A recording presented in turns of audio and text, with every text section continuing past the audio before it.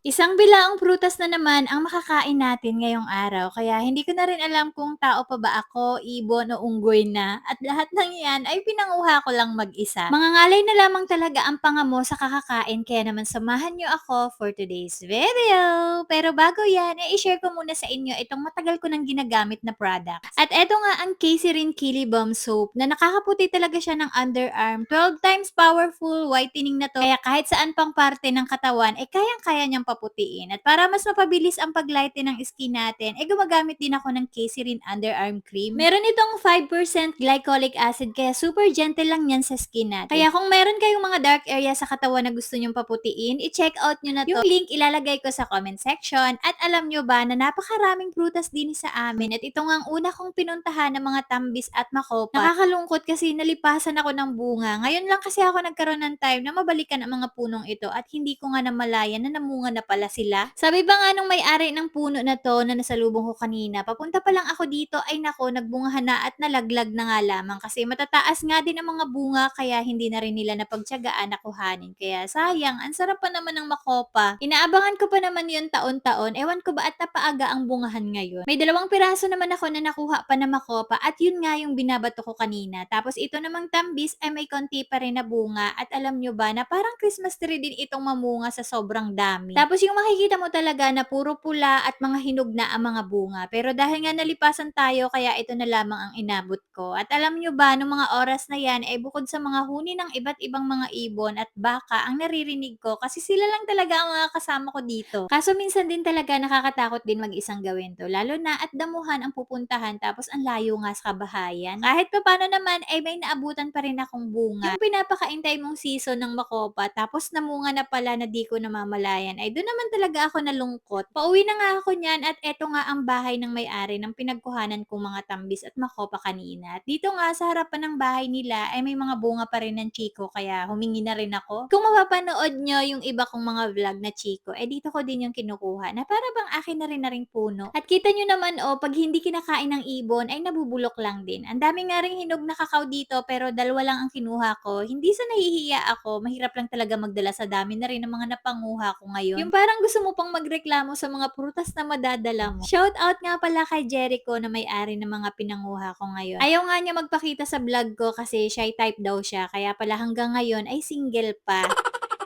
27 years old na nga pala siya, at i-message niyo ako kapag gusto niyo ng ka-chatmate. Napakasipag niyan, kita niyo naman mga prutas pa lang sagana na. Binigyan pa nga ako ng isang piling na saging, kaya para makabawi naman ako sa kanya, ay naghahanap po ako ng makaka-chatmate niya.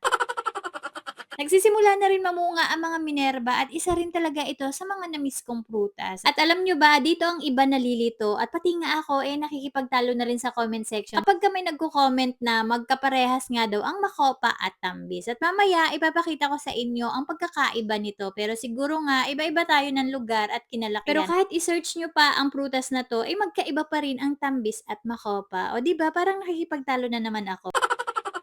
Naparami pala ang ug-ug ko ng tambis kanina, kaya ayan tuloy nahirapan na ako mamulot. At eto na nga lahat ng mga prutas na napanguha ko mag-isa. At bago ko kayo takamin ay eto nga yung pagkakaiba ng makopa at tambis. Yung una kong kinuha ay tambis din ang tawag, malaki nga lang. Tas yung pangalawa ay makopa at pangatlo ay tambis din, maliit nga lang. May iba-iba kasing size ng tambis, at aring ang kinakain ko ay ang tawag namin dito ay makopa, at mas gusto ko ito kaysa sa tambis. Mas matamis din ito kaysa sa tambis. Anyway, umaapaw, sagana sa mga biyaya na talaga namang masasabi ko na pinagpala na naman ako ngayong araw. Walang sawang pasasalamat din sa mga kapitbahay na wala din silang sawa na ma-share nila sa akin yung mga blessings sa kanilang mga bakuran. At alam kong kung wala kayo, wala ako syempre nito. Palagi ko nga kayong sinasama sa mga prayers ko na kapag dumating yung time ni God, ibabalik ko yung kabutihan na pinapakita niya sa akin. Hindi ako maiinip magintay, hindi magsasawang mangarap, at hindi ako mapapagod. 'Di ba nga mas masarap makamit ang tagumpay kapag iyo itong pinaghihirapan. Hindi man pa sa ngayon o sa mga susunod na araw, ang mahalaga patuloy ka pa rin na kumikilos at nagtitiwala sa kanyang magagawa sa ating buhay. Kaya sana ganun din kayo. Naniniwala kasi ako sa tamang oras, tamang panahon, kasi alam ko na kapag si God ang nagbigay, kapag siya ang kumilos sa ating buhay, higit pa yun sa pinaplano mo. Higit pa yun sa inaakala mo. Hindi lahat minamadali at hindi din lahat nakukuha natin ng ganun kadali. And yun lang for today's video. See you on my next vlog.